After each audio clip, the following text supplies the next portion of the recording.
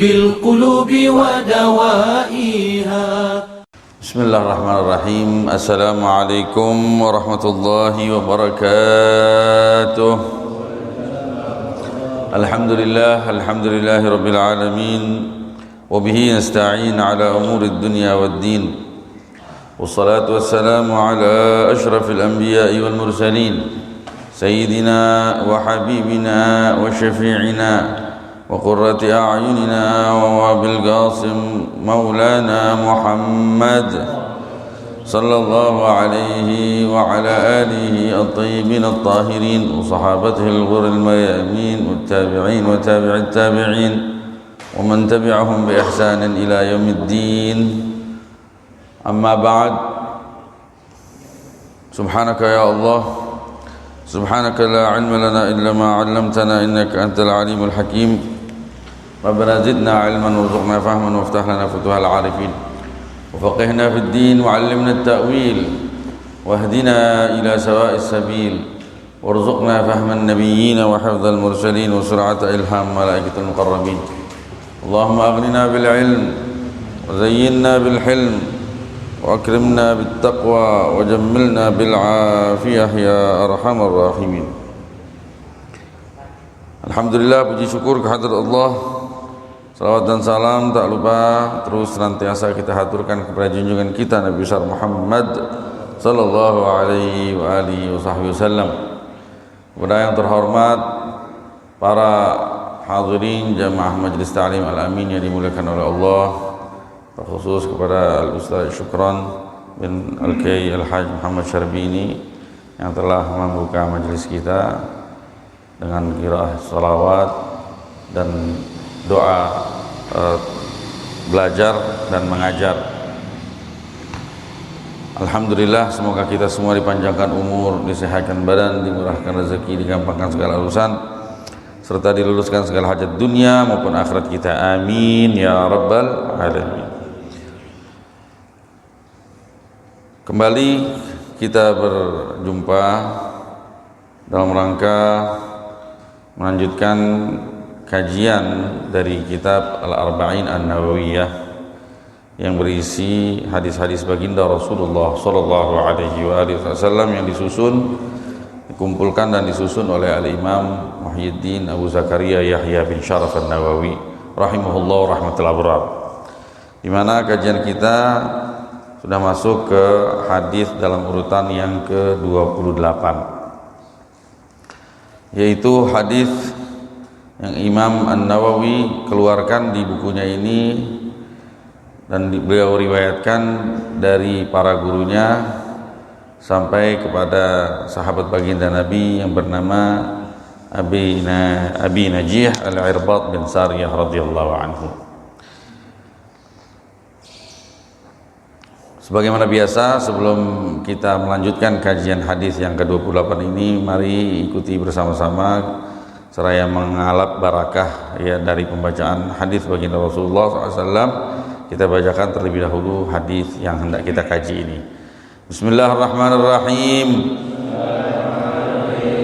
Al-haditsu tsamin wal 'ishrun an Abi Najih Al-Irbad bin Sariyah radhiyallahu anhu qala wa'adana Rasulullah sallallahu alaihi wasallam maw'izatan balighah wajilat minha al-qulub wa dharafat minha al-uyun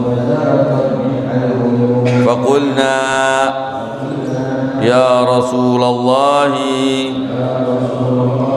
ka'annaha maw'izatu muwaddi' fa'awsina qala usikum bitaqwallah was-sam'a wat-ta'ah wa in ta'ammara alaikum abdun habasyiyun فإنه من يعش منكم فسيرى اختلافا كثيرا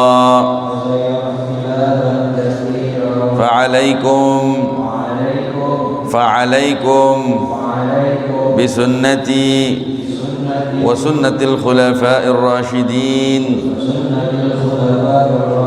المهديين عضوا عليها بالنواجذ وإياكم ومحدثات الأمور فإن كل محدثة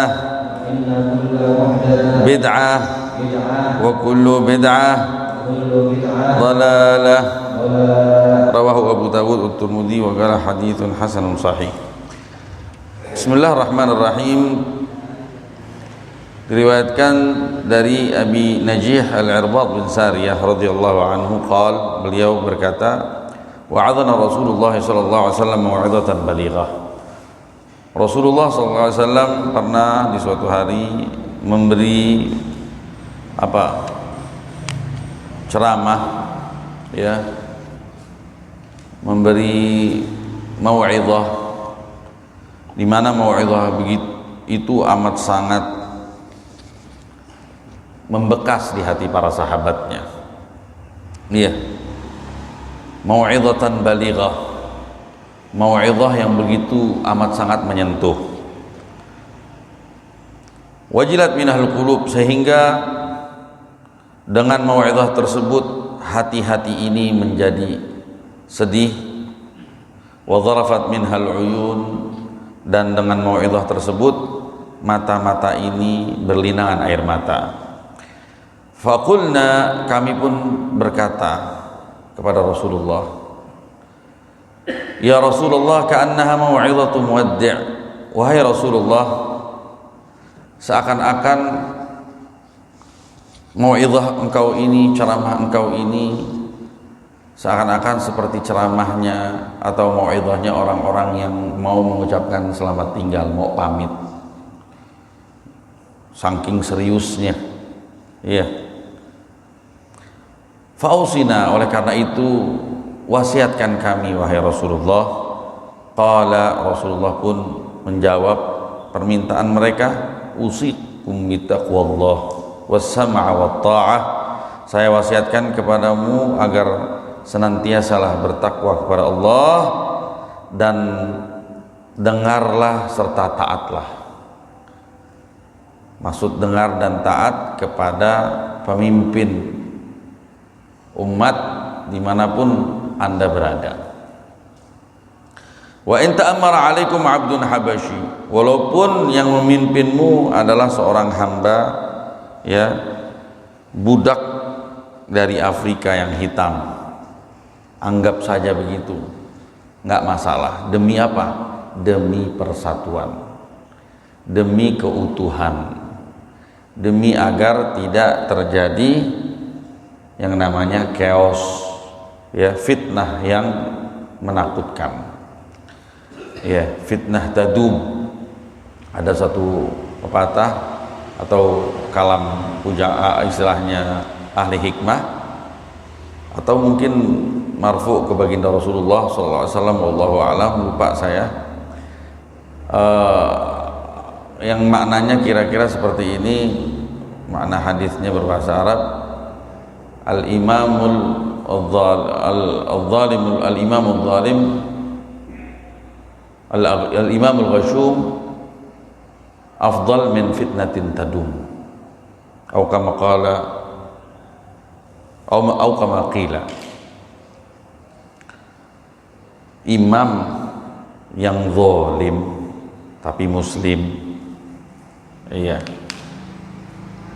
masih bisa beraktivitas, nggak ada larangan untuk beraktivitas keagamaan, ya, tidak ada tekanan untuk tidak ibadat dan lain sebagainya, itu lebih baik daripada fitnah yang berkepanjangan. Jadi kritik terhadap penguasa bukannya nggak boleh, bahkan dituntut, tapi kita ukur, harus ada ukurannya. Kira-kira akan terjadi fitnah nggak? Akan terjadi cekcok nggak? Akan terjadi pertumpahan darah? Akan terjadi perang saudarakah gitu? Iya. Jadi bukan berarti diam aja, tetap afdalu jihad, sebaik-baiknya jihad kalimatu haqqin amama sultanin jair. Sebaik-baiknya jihad adalah ucapan hak yang dilontarkan di hadapan pemimpin yang zalim. Ya. Artinya ada keberanian, tapi tetap ada ukurannya. Ya, harus ditimbang. Karena sebahagian pemimpin bisa menghalalkan segala cara demi mempertahankan kekuasaannya. Nah, di sini Rasulullah mengajarkan kita untuk mengalah selagi dia itu bukan pemimpin kafir yang bawah, yang terang-terangan menyatakan kekufurannya, ya, sehingga mencegah ya aktivitas keagamaan yang udah sampai ke tingkat yang sudah mengkhawatirkan, ya. Nah, itu selagi seperti itu tetap kita taat, ya, dan mendengar apa yang menjadi peraturan. Kira-kira seperti itu.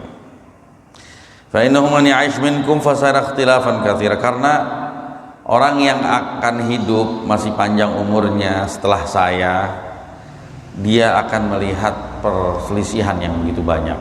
Karena Rasulullah meninggal. Setelah Rasulullah meninggal, orang mungkin merasa dirinya paling dekat dengan Rasulullah, merasa dirinya paling tahu. Akhirnya terjadi fitnah. Nah, kekhawatiran ini pun dari baginda Rasulullah terjadi di era para sahabat, sampai puncaknya di era kepemimpinan Sayyidina Imam Ali karramallahu wajhah, sehingga terjadi perang saudara yang dinilai itu sebagai fitnah yang luar biasa, karena masing-masing punya alasan di dalam mengangkat pedang saat itu. Wallahu a'lam. Tapi yang jelas ulama ahli sunnah wal jamaah berkeyakinan bahwa kebenaran ada di tangan Sayyidina Ali, ya, walaupun kita nggak dituntut untuk menggali terlalu berlebihan atau mencaci dan lain sebagainya terhadap orang yang sudah mungkin bersalah dalam mengambil keputusan dari kalangan para sahabat. Lagi juga itu sudah berlalu, cukup diambil pelajaran untuk kita terapkan dalam kehidupan kita. Makanya di sini dikatakan, ya, fa'alaikum bisunnati wa sunnatil khulafa'ir rasyidin al-mahdiyyin. Maka dari itu, demi menciptakan kedamaian, ya, upayakan kalian wahai umat untuk berpegang teguh kepada sunnahku dan sunnah para khulafa, para penggantiku dari kalangan khulafa ar-rasyidin yang dewasa, yang benar-benar berada di jalan yang lurus, al-mahdiyyin yang mendapatkan ilham kebaikan, artinya dalam menegakkan kepemimpinan, ya, addu 'alaiha bin nawajidh, genggam, ya, sirah mereka, sunnah mereka, langkah mereka, pegang, bahkan gigit dengan gigi gerahammu. Wa iyyakum wa muhdatsatil umur, dan juga hati-hati, ya, hati-hati janganlah sampai kalian mengerjakan perkara-perkara baru dalam urusan agama. Fa inna kulla muhdatsatin bid'ah, karena setiap perkara baru itu bid'ah, wa kullu bid'ah dhalalah, dan setiap yang baru dari perkara agama itu adalah kesesatan. Rawahu Abu Dawud wa Tirmidzi wa qala haditsun sahih. Hadis ini diriwayatkan tadi oleh Abi Najih Al-Irbad bin Sariyah radhiyallahu anhu. Beliau tergolong sahabat yang lama masuk Islamnya, artinya sudah termasuk minas sabiqin, dari orang-orang yang terdahulu, ya. Bahkan dia pernah punya pernyataan, ana rabiul Islam, ay rabi'u man aslam. Saya orang keempat yang masuk Islam menurut klaimnya. Iya, walaupun terjadi persilangan silang pendapat, yang jelas dia ada di jajaran pertama. Iya. Wa kana min ahli suffah, dan dia termasuk golongan orang ahli suffah. Orang ahli suffah kemarin saya sudah bahas, dia tergolong sahabat baginda Nabi yang nyantren sama baginda Nabi Muhammad. Dia nggak punya istri, nggak punya anak, datang ke kota Madinah demi mendengarkan petua-petua baginda Nabi, hidup bersama baginda Nabi di pelataran masjid ya Nabi Muhammad SAW. Nabi yang kasih makan, hidup nggak kerja, cuman kerjaannya nunggu dari sholat ke sholat dan mendengarkan nasihatnya baginda Rasulullah SAW. Mereka kalangan ahli zuhud ya, dari kalangan para sahabat yang fuqara, yang miskin ya, ghuraba, terasing ya. Mereka tinggal di belakang pelataran Masjid An-Nabawi ya, di belakang pelataran Masjid An-Nabawi, dan jumlah mereka entar sedikit, entar nambah, entar begitu deh, berkurang dan bertambah ya. Dan dia tergolong sahabat baginda Nabi yang punya jiwa rasa yang tinggi, artinya perasa orangnya, penghayatannya tinggi, sehingga mudah sekali beliau nangis ya, karena takut sama Allah Subhanahu wa taala. Dia tinggal di negeri Syam ya, di akhir umurnya tinggal di negeri Syam, kosakana Hems, lebih tepatnya di kota Hems ya. Pernah ada ayat di antara sebab nuzulnya turun untuk orang-orang seperti beliau, tatkala mereka izin sama baginda Nabi Muhammad SAW untuk ikut berperang. Saat itu turun ayat wala 'alal ladzina idza ma atauka litahmilahum qulta la ajidu ma ahmilukum 'alaihi tawallau. Tidak berdosa, tidak mengapa mereka-mereka yang tidak ikut perang, tapi setelah mereka meminta kepadamu dan engkau mengatakan tidak ada tempat untuk mereka ikut, mungkin mereka nggak punya kendaraan, nggak punya senjata dan lain, karena orang miskin iya. Saat itu, saat Nabi menolak dengan uzur, mereka wa a'yunuhum tufidu minad dam'i hazanan an la yajidu ma yunfiqun. Kenapa? Habis itu mereka nangis ya, berlinangan air mata sebagai rasa sedih karena dia tidak bisa punya sesuatu yang bisa dia nafkahkan di jalan Allah Subhanahu wa taala. Nah, orang yang seperti ini nggak ada dosanya, uzur. Termasuk diantaranya yang nangis izin minta perang tapi nggak punya bekal, nggak punya kendaraan dan lain sebagainya adalah Al-Irbad bin Sariyah ini. Jadi di sini ada pengukuhan dari Allah Subhanahu wa taala bahwa beliau memang orangnya demen sekali kebaikan, namun karena uzur sehingga seringkali dia nangis sedih ya, karena mengharapkan pahala yang begitu besar dan punya rasa takut sama Allah begitu tinggi. Bahkan selepas wafatnya baginda Rasulullah, tidak sering beliau memanjatkan doa agar segera dicabut nyawanya, pengen langsung ketemu sama baginda Rasulullah sallallahu alaihi wasallam, sehingga di antara doanya dia berkata, Allahumma kabura sinni wa wahana azmi faghmidni ilaik. Wahai ya Allah, telah besar umurku ya, dan telah renta saya punya tulang, maka dari itu cabutlah nyawaku. Ini gambaran orang-orang ahli yakin. Dia yakin Allah akan merahmatinya karena kedekatannya dengan baginda Rasulullah dan kecintaannya. Iya, beliau yang cerita di hadis ini bahwa Rasulullah pernah memberikan mau'izah di hadapan para sahabat. Di antaranya beliau, mau'izahnya begitu sangat menyentuh. Isinya adalah ancaman-ancaman keras dengan bahasa yang menyentuh ya, sehingga membuat hati luluh. Ya, hati luluh, mata berlinangan, sehingga para sahabat menyangka seakan-akan ini mau'izah, Nabi belum pernah membawakan mau'izah seperti ini, seakan-akan ini kayak tanda bahwa ini mau'izah terakhir, selepas ini Nabi mau pamit, mau pulang ke rahmatullah. Sehingga ya Nah, beliau pun para sahabat, mereka para sahabat minta diberi wasiat, seakan-akan wasiat terakhir. Ya, ini sifat tangisan terhadap di hadapan Allah, ini sifat yang luar biasa. Ini sifat orang-orang yang beriman. Ya, makanya orang yang punya rahmat di dalam hatinya bukan cengeng. Orang yang cengeng nangis karena dunia. Ya, karena diputusin sama cewek dia nangis. Nah, ini cengeng. Dia ditabok sama preman dia nangis. Itu cengeng. Tapi yang nggak cengeng, yang nangis di tengah kegelapan malam, ya, menangisi dosanya, kesalahannya, kurangnya kurang kedekatannya dia kepada Allah Subhanahu wa taala, ini adalah tanda kebaikan buat orang tersebut. Iya, tanda kebaikan. Ada hadis yang bunyinya la yalijun nar man baka min khasyatillah azza wajalla hatta yu'udal laban fi dhar. Tidak akan masuk neraka orang yang nangis karena takut sama Allah Subhanahu wa taala. Iya. Enggak akan pernah masuk neraka kecuali kalau air susu udah bisa kembali ke ambingnya baru mungkin. Tapi nggak mungkin yang namanya air susu kalau udah diperes dari ambingnya ternak nggak akan bisa dibalikin lagi.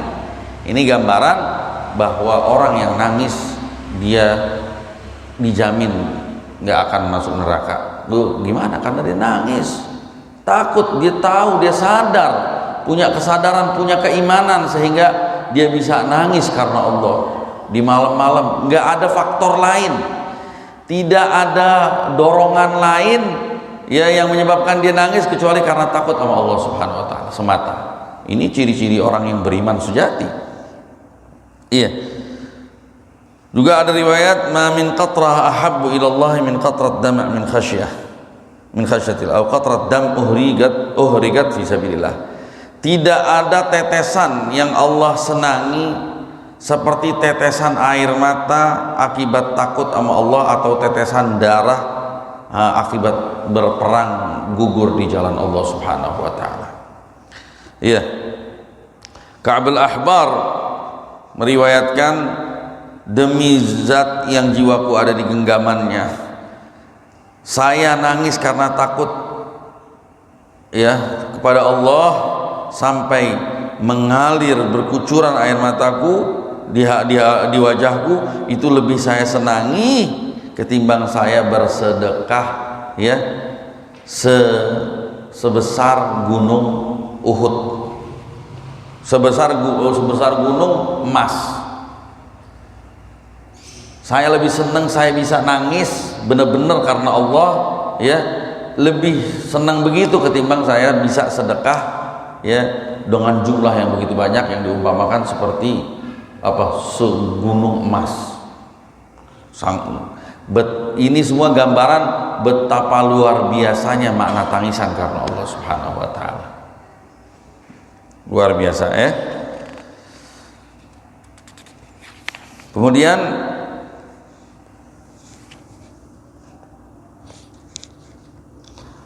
jadi ini Rasulullah SAW, kenapa Rasulullah bisa bikin nangis? Ya, karena memang Rasulullah. Selain memang sahabatnya orang-orang beriman yang mudah tersentuh dan yang memberi mau'izah Rasulullah. Kenapa? Karena orang yang memberi nasihat yang keluar dari orang yang mengamalkan nasihat tersebut dengan tulus, itu akan lebih menyentuh ya hati para pendengar. Tapi kalau orang nasihat tentang sesuatu yang dianjurkan untuk dikerjakan tapi dia sendiri nggak mengamalkannya, biasanya kurang berefek. Sehebat apapun retorikanya dia, biasanya nggak menyentuh hatinya. Artinya ma sadara minal qalb sadafal qalb, yang keluar dari hati akan menyentuh hati. Ini Rasulullah sallallahu alaihi wa alihi wa sahbihi wasallam. Malik bin Dinar rahimahullah taala berkata, saya pernah baca kitab Taurat. Terus di situ ada statement, ada pernyataan yang maknanya, innal alim idza lam ya'mal bi ilmihi zallat mau'izatuhu 'anil qulub kama yazillu ya al-mataru 'anis safa. Orang alim ya yang tidak mengamalkan ilmunya, dia punya petuah, dia punya nasihat, dia punya mau'izah, akan terpleset dari hati-hati orang sebagaimana terplesetnya tetesan air di batu yang licin, nggak megang, nggak nyangkut. Kira-kira begitu makna yang dijumpai oleh Malik bin Dinar tatkala Malik bin Dinar membaca kitab Taurat. Ya. Dan dikatakan, man wa'adha biqaulihi dha'a kalamuh wa man wa'adha bi fi'lihi nafadat sihamuh. Barang siapa yang memberi mau'izah dengan sebatas ucapannya, maka ucapannya akan lenyap. Kalau bahasa kita, masuk kuping kanan, keluar kuping kiri. Ya. Tapi kalau orang yang memberi mau'izah dari hatinya, akan sampai tepat pada sasarannya. Kita ini kalau ngajarin anak, ya, mandi loh, mandi pagi, tapi kita nggak mandi, kita suruh anak, ntar anak malas-malasan. Begini, atau nggak siapa kita ngajarin begini, ini anak tahu, dia ngeliatin kita, entar.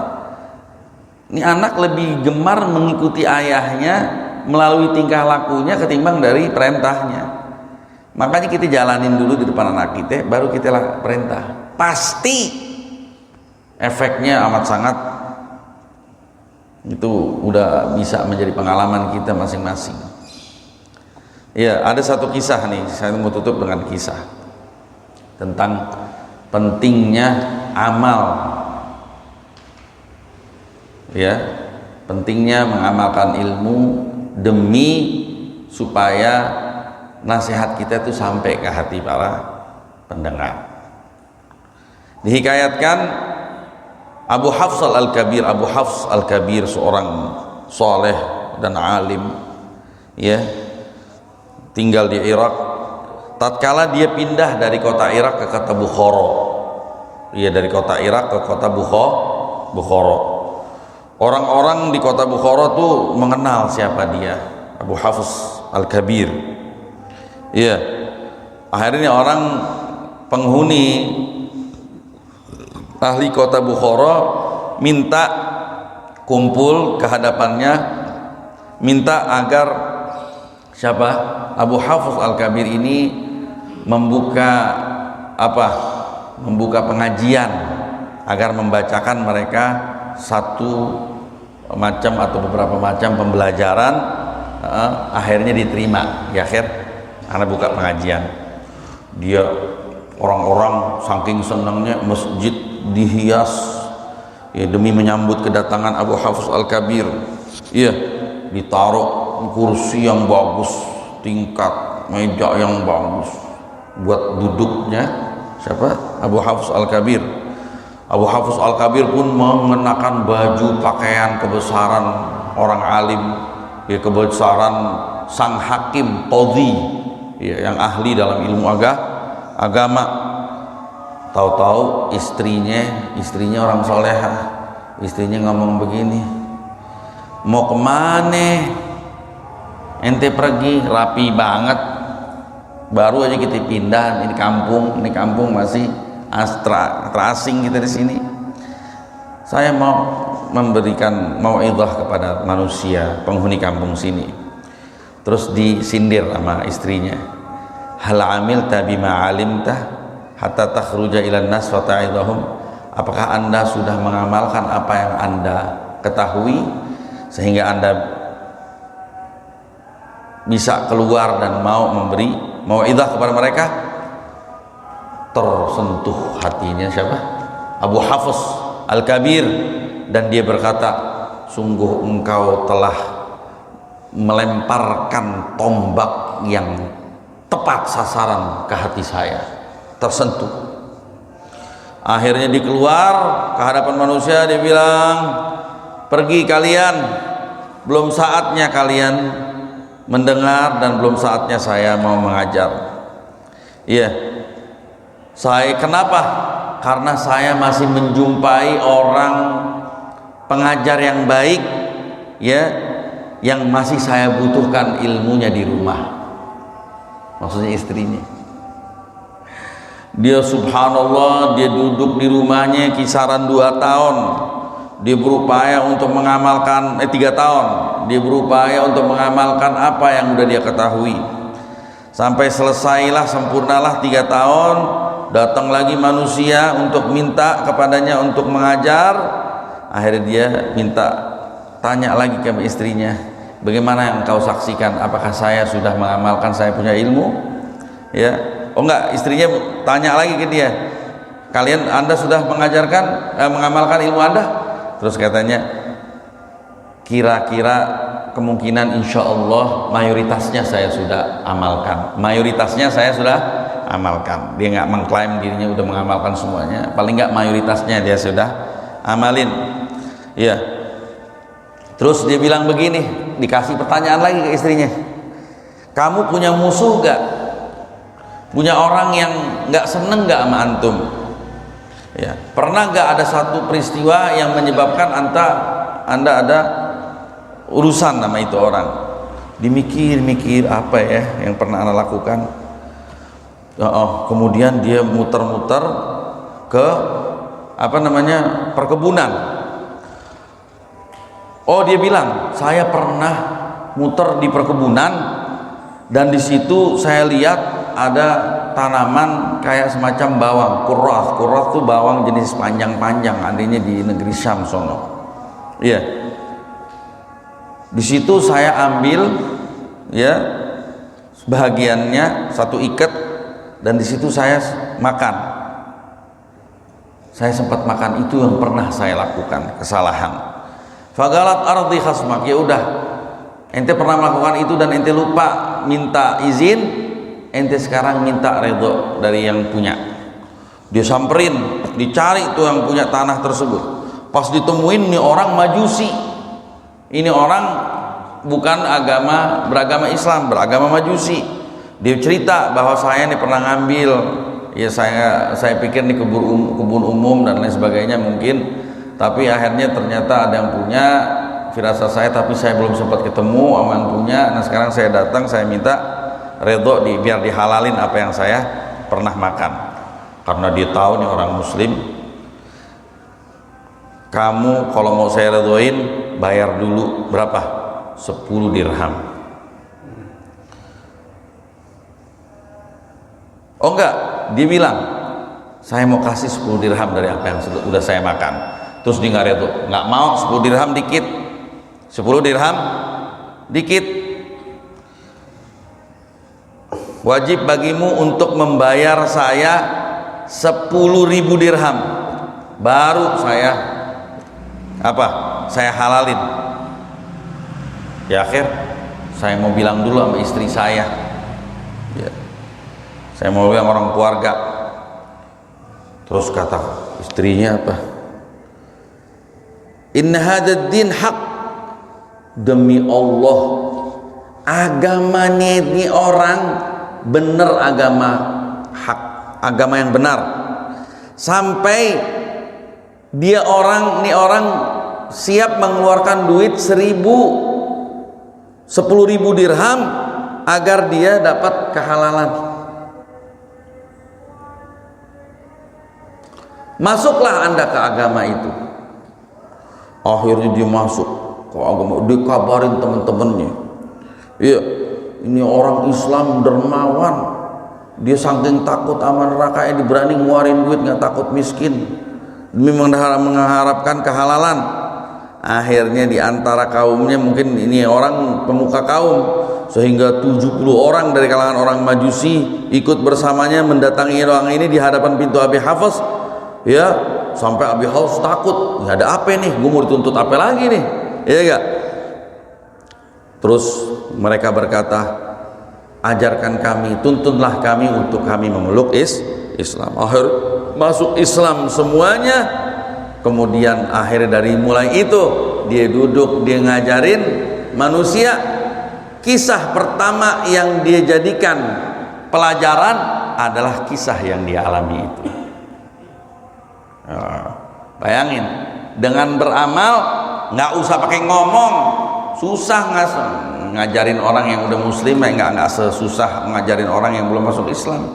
Ini orang masuk Islam cuma gara-gara dia takut sama perkara dosa dan dia berusaha semaksimal mungkin dan berani mengorbankan hartanya sebesar apapun demi halal, ya akhirnya tersentuh hati-hati mereka sehingga mereka mau masuk Islam. Sebagaimana baginda Rasulullah SAW, ya waktu lagi mau bagi perampasan perang di perang Hunain, ada seorang pemuka kaum datang minta bagian, karena waktu itu dia belum masuk Islam, karena dia melihat harta umat Islam banyak dibutuhkan itu masa pacaklik.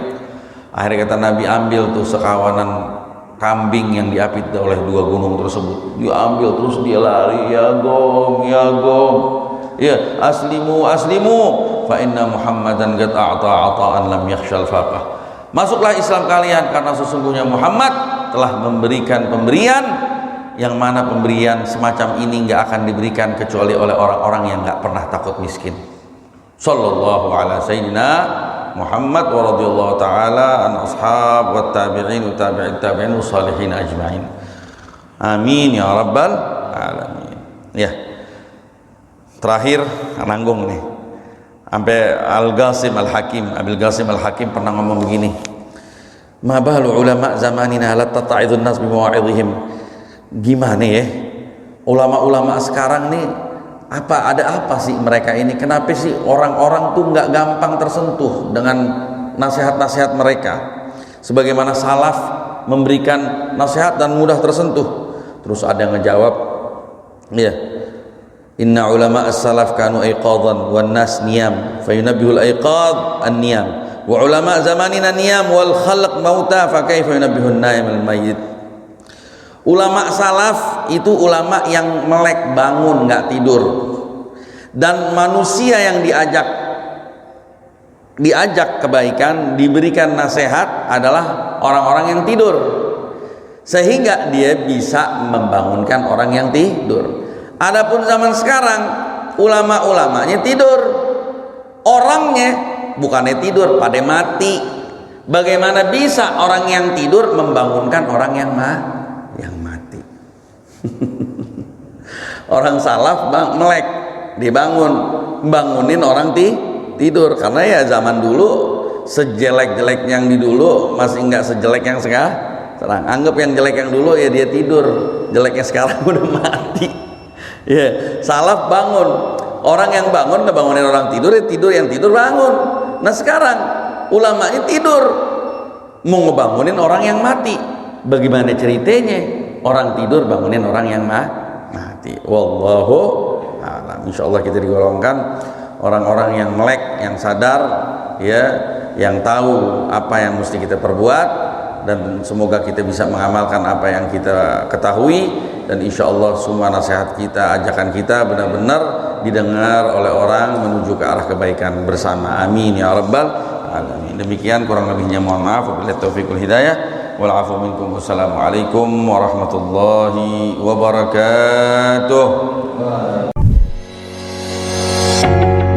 Allahumma salli ala Muhammad tibbil qulubi wa dawaiha.